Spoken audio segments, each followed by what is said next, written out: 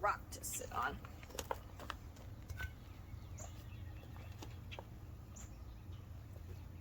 So what is a free source? Anything that I would consider non-financially acquired that is put to use in the garden space or as a tool for gardening in any way. I try to incorporate as much as that as possible into my garden, because it can be expensive to have a garden. So anything you can do to shave off some of the buy-in is really nice. And you have to be a little creative, and you have to be somewhat humble. You need to be resourceful, and you need a community. You need a lot of these things I've acquired because of either the generosity of other people or because I live in a space that is populated, that, you know, maybe not out of kindness, I can acquire things. So if you doing a solo thing, you might not have all these resources. And of course, free gardening can exist, but you have to be initially blessed enough to have the space. And I acknowledge that I am very lucky and privileged to have even a small space that I don't like very much, to have just the option to do this at all.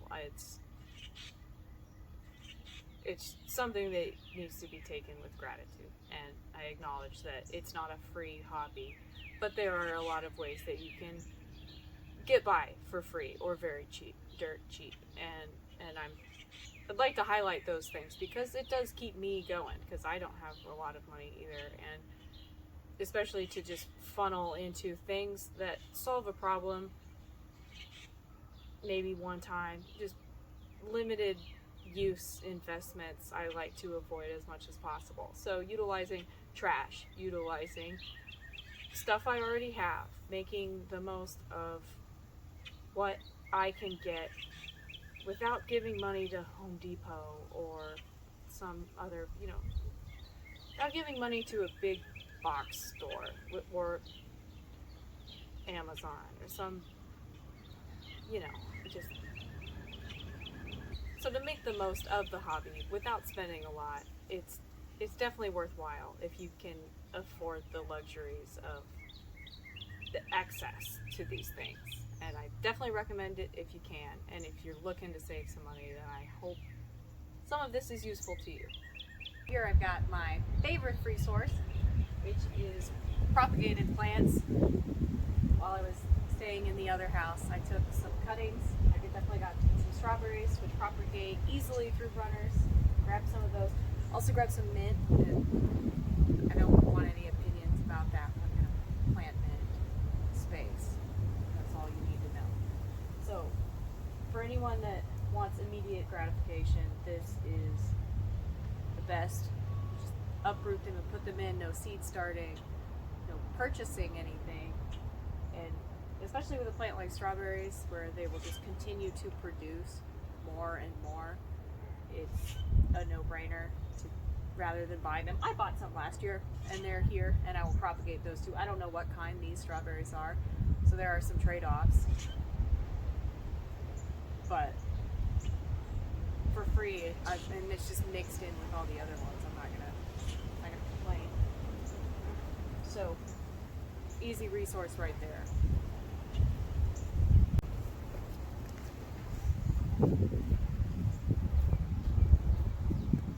So you've got the crown here. I'm going to be careful not to submerge that in the soil, or it will not survive, or not thrive, not do well.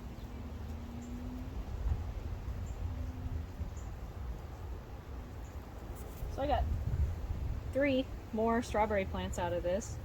Just took a second to dig them up, transported them here. And there are runners currently on these ones, so they'll keep going. I don't imagine I'll get fruit, so I disrupted them, but we'll see. I'll be happy if I do, but it's not really about that. These ones probably will. They're from last year. They're looking great. I'm using a bunch of lemongrass instead of straw as a mulch. also a free resource. Cut this back and use it. I've got some Lancier and yarrow planted over here. I had already transplanted this one here this year, so I'm going to leave that one alone. But this was transplanted last year and is already really expanded, so I'm going to divide it. I took a chunk, moved it there. I'm also going to relocate some more of it. It divides easily and it establishes well. It's been really rainy, so it's a good time to do this. The ground's pretty soaked and it's cloudy, so it's not going to stress too much. But this plant was originally gifted to me as a cutting. I got a little clump, and that was like 5 years ago, and I've divided it so many times. I have it all over, and it's just a great way to fill space that otherwise would just sit empty for free, and it's great. This one does not flower, which I kind of like, just a nice easy ground cover. But so basically a lot of the natives that I want to fill my yard with without buying a lot, I just take my time. I'll buy one. Over time they'll either reseed or form new ones, and I can just take clumps of those. And it takes longer, but if you don't have the money to buy 15 coneflower plants, eventually you can get there, and it's just fun along the way. So, and then you learn where things grow best in your own space. So like this one does really, really well here, and I have some areas where it's not growing as rapidly, so it's nice to have this space thinned out so it will replenish again, and I can put more in those spots that are not growing so rapidly. And if it dies, I'm not out anything. Nothing substantial. Try to be gentle. A little rough on this one. Okay. So now this can just go wherever. I've got other perennials here, but I don't remember what this one's called. I've got spiderwort, bee balm. That one's easy. I every year have to either thin it out or give it to somebody. It's maintenance to me, so it doesn't feel like work. It's just something I would be doing anyway. But the bonus is another resource that I can use other places. So let's put one over here.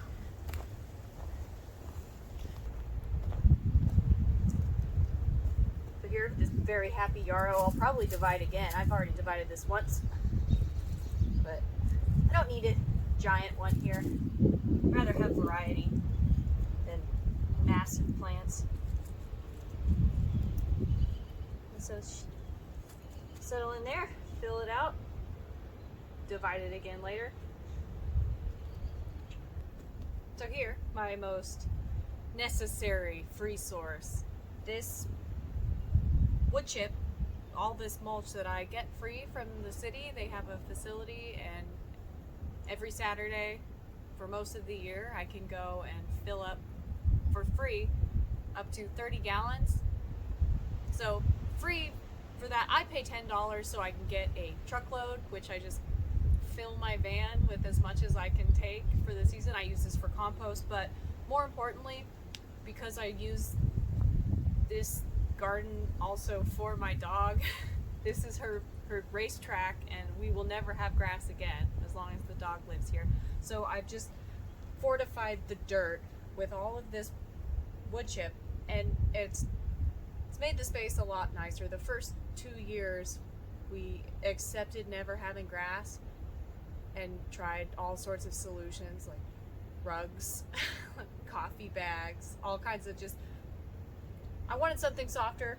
Wood chip's not my favorite. I try to be selective when I'm getting from the large piles. The smallest stuff I can get for free, it's great. And then it shoves its way. Everything migrates when there's a border collie circling 365 days a year. But it goes straight to the beds, the garden areas, and it defines the space that she can do whatever she wants with, and it looks nice. It Like after the rain, it looks gorgeous. I think it adds a lot of color, a lot of interest. It's not the best for barefoot walking. I do anyway, but I'm not gonna do gravel.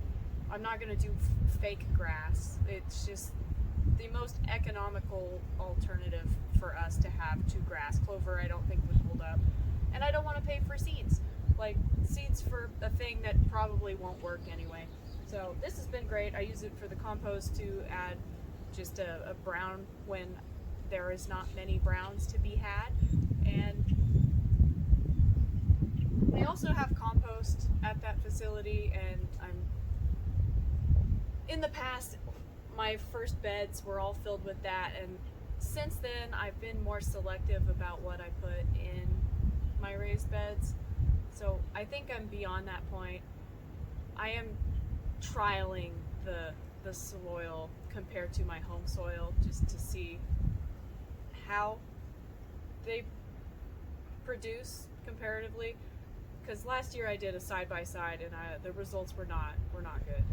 I feel much more confident using my home compost than ever using the free stuff again. It's awesome that the resource is there, and I can use it for things not for growing food.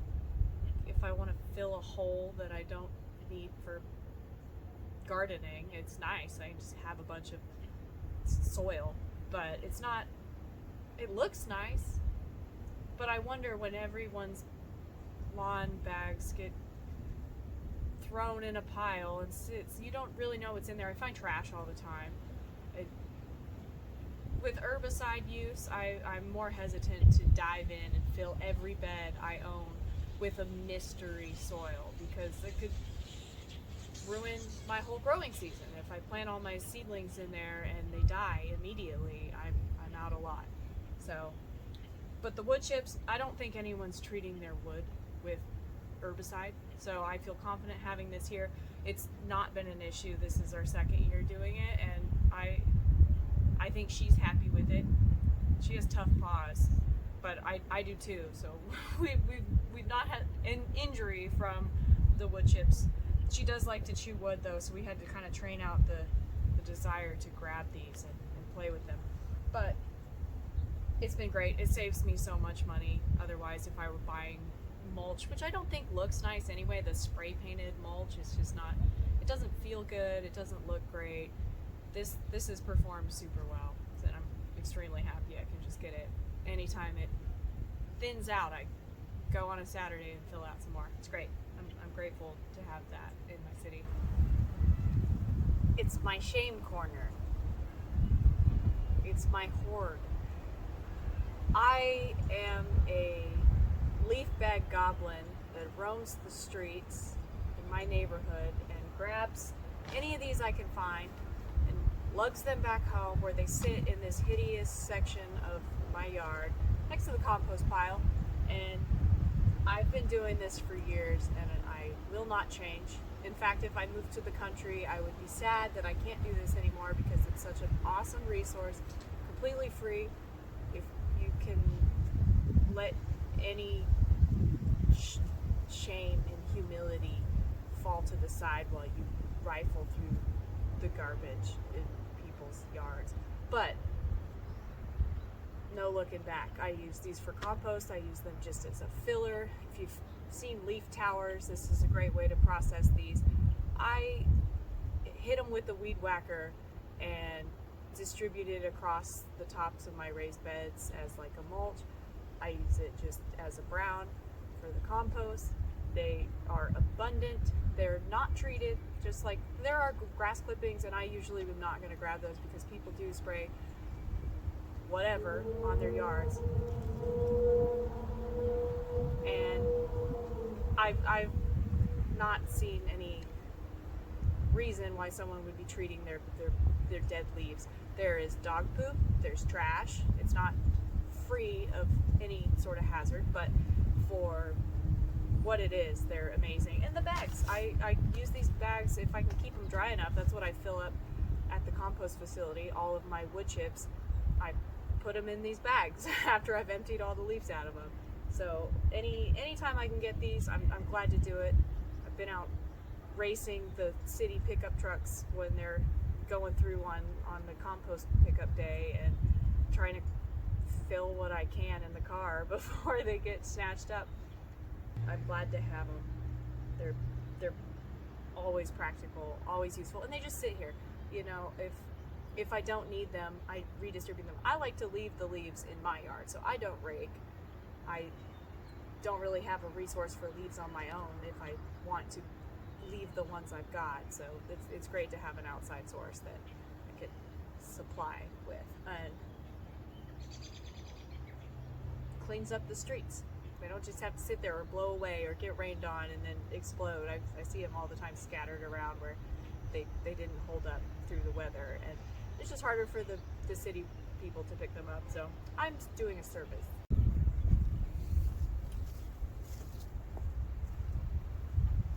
Compost pile. Everything here scavenged. Pallets got from a coffee shop. Poles got on the curb. This hardware cloth scavenged. So completely free to me. Little effort to put it together and carve it into the side of this tree here. But amazing resources, put to good use, been reliable. Had it in this spot for a year, and it's doing well. It's the biggest one I had. I've had a small one in the past. Same pallets. I relocated it here, and they held up great. And I love having all the space. And if I wanted, I could expand and have the section stalls compost style, like three sections or more. But this works for me. I just go through and sift it when I need some. But also pots, buckets, curb find stuff that I will turn around, loop back, pull over, and grab it. If I see a big pot like that, or I see a bucket, or a storage tote, an old cooler, any sort of just plastic storage, I'll eat it up. I can use them for a lot. I haul the wood chips and compost, and I don't have a wheelbarrow. The yard's not really great for a wheelbarrow anyway. It's pretty slanty. So I just haul everything from my driveway to the backyard with buckets, and it's fine. It's a good workout. Also picking up best resource as a former barista. I snatch up all the coffee grounds. The coffee shop is kind enough to leave them outside for this purpose. I don't love the bags.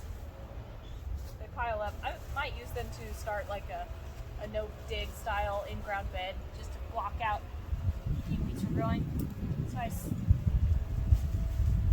grab these whenever I see them sitting there. Some grocery store, coffee shops will have a bucket where you can pick them up too. But during the winter time, this is my only source of green.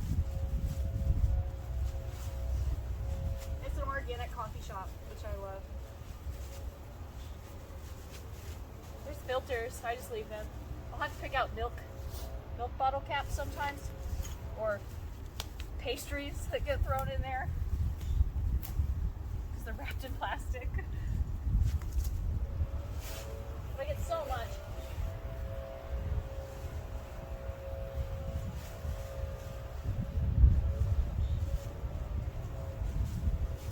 A lot of espresso. I love it. It works great. It's free.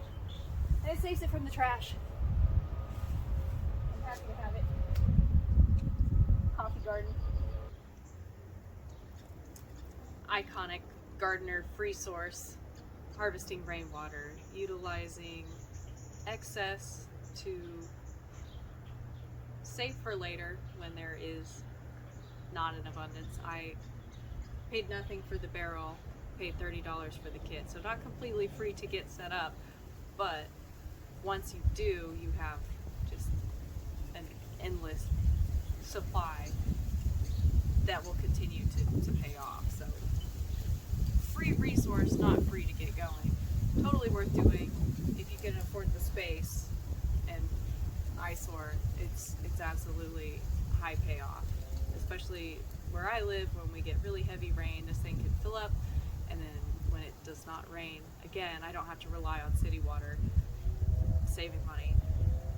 it's completely worth it. This little barrel does me just fine here where I have 7 raised beds, and just a supplement saves a lot. It's totally worth it, and just to feel good knowing that I can reroute water that would just drip into my foundation, I guess, and run off through the gutter. It's great. It's a great resource. So maybe an overlooked free source is just junk at the curb that people are throwing away. Things like baby gates, broken dog kennels. This is a kennel that I just took apart, and it's been super useful as well. I also have a dog, so to be able to have a gate structure just thrown out, temporary kind of stuff, if I planted something that I feel like she might go dig up, to close off the space from her is nice. But also just the pieces are practical. It's like a trellis kind of system, or early spring especially, we have a lot of squirrels. I can lay it over the soil and they won't be so disturbed by wildlife coming through, digging things up, burying nuts. It's nice to just have a course of prevention for wildlife interference, which is a big obstacle here in my space specifically with pet critters, other people's pets. To be able to quarantine stuff off out of harm's way is super nice, and it's just free. Like, you might not drive by a rusty dog kennel and think, I need that for my garden, but now I do. It's great, and if I find more, I'm gonna take them and break them apart. So don't miss out on things that you wouldn't immediately peg as a garden supply. There's so many uses for simple, durable, everyday stuff that's more than just what it is at face value.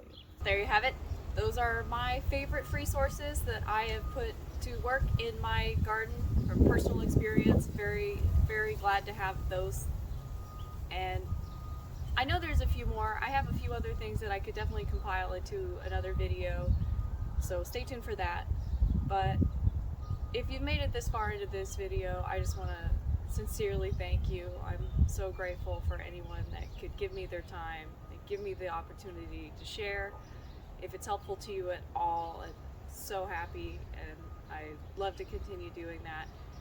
If you have any suggestions, if you have any questions, please get a hold of me. I'm happy to share anything I can. But again, thank you so much, and I look forward to seeing you again. I'm Sandra. I'm Sandy. This is my garden, and thanks so much for coming by.